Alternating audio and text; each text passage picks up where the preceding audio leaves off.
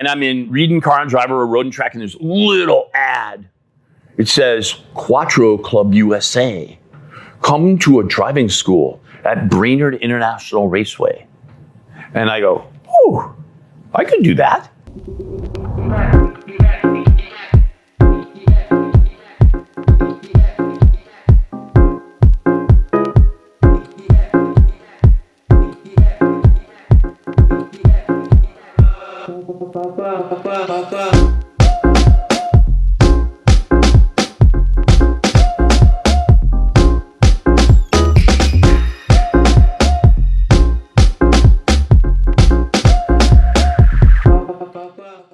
Hi, my name is Larry Boyer.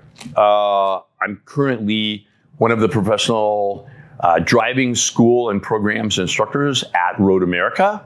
I teach winter driving, teen driving, high performance driving in multiple levels, and I also assist in classroom and driving and driver liaison on Road America's track days. So I got out of teaching and I had a job as an assistant manager of an entire environmental group at Greif Anhalt und Schlemmer, which is GAS, now Greif in downtown Milwaukee. And I had to go to 30 of the 72 counties in Wisconsin. And it was right in the 90s where underground storage tanks, the EPA realized they were all leaking.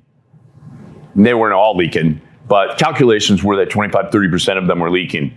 And from my experience, maybe 50% of the plumbing was leaking. So we're trying to clean up these things. And I went, God, I need a car that I can drive in all kinds of weather. And I saw an ad for an Audi 5000 Turbo Quattro. Low miles, price is really low because Audi had just had the unintended acceleration where people who didn't know how to drive and had really big feet pushed on the wrong pedal and ran over things.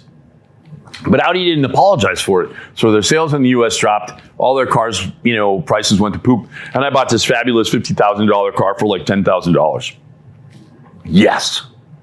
So this thing is like, looks like I'm driving a fighter plane. It's 6-speed, all-wheel drive, turbo, got everything, transceiver phone from whoever the exec was who had it. And I'm using it.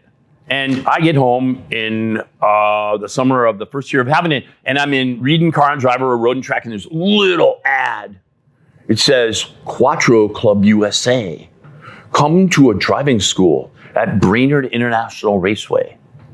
And I go, oh, I could do that. So 1990, 91, I drive to Brainerd International Raceway with my mud and snow tires on for a 3-day Quattro Club event. And that was the hook. I went to this event, and like Jim or any other person who goes to one of these driver schools and you get really great instruction. My first instructor was Mike Hoke, still a Porsche Club racer, I think. And Frank Fedor and all the guys who founded the club were there. Everybody was very personable, did a lot of driving. And I went, man, I don't know this skill set. But I got this DNA. I need to learn this. And so the next couple of years, I went to every event I could that they had, and they asked me to be an instructor. I got on the board. I was working with this guy, Eric Pillhofer of Minnesota, big Porsche guy, lost his job, and he was the chief instructor for Audi Club North America.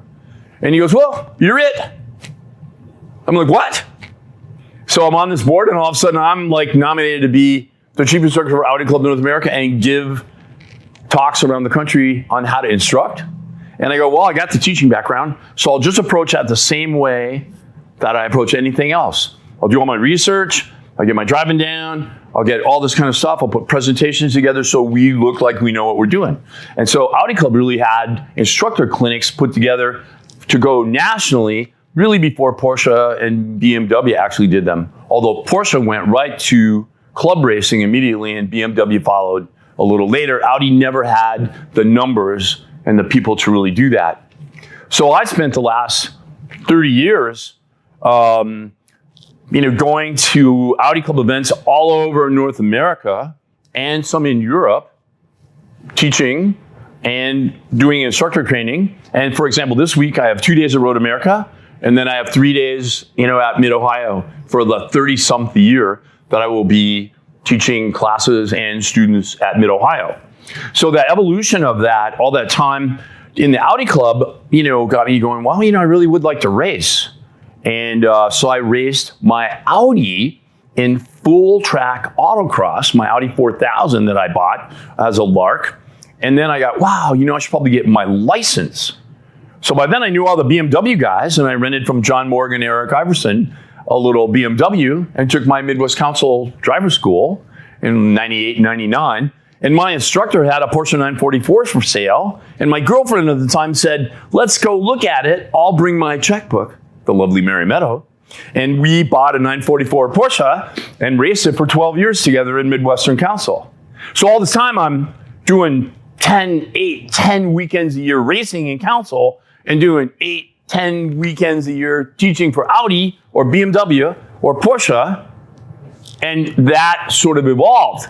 And buddies of mine were teaching here at Road America. I was doing all this other stuff, Mike Clemens.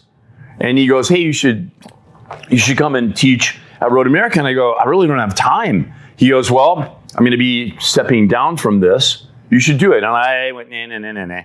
But it ended up the next year or so, I really did step into that role of being one of the lead instructors at Road America for the last 10 years or so, teaching their winter, their teen, their performance driving schools, and their track days. And then occasionally asked to do some actual professional consulting, for people who are independent of that.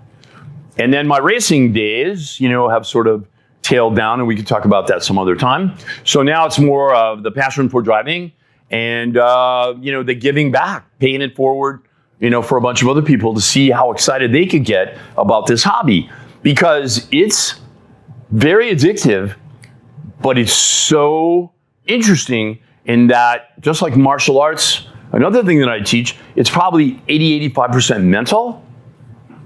And it's learning that you can control the biomechanics and the mental, but you can't cheat the physics. You have to learn how cars and chassis and things behave. And so that's what I'm doing today. Yesterday I taught a Performance 1 school, which is a skill set school. And today, an evolution of that skill set, and then some time on an actual racetrack for people learning the line and getting a better feel for their car.